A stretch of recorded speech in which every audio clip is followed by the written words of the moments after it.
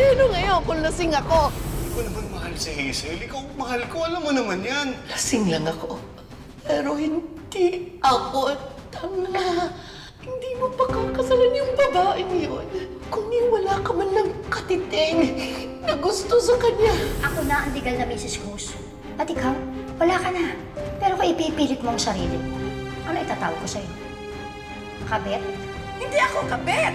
Ako ang naunang Mrs. Cruz. Kami ng mga anak ko ang nauna kay Manuel. Pwes, ako ang pinakasalan. Kaya kami ng baby ko ang legal niyang pamilya. Dahil sinasabi mo pagmamahal, Manuel. Hindi mo ako may paglaban sa asawa mo.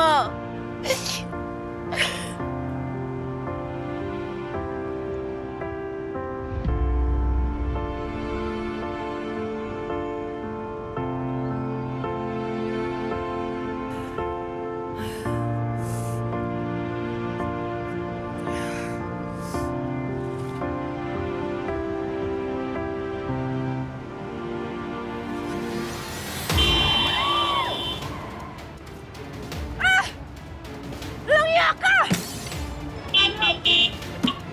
Ah! Lumabas ka dyan!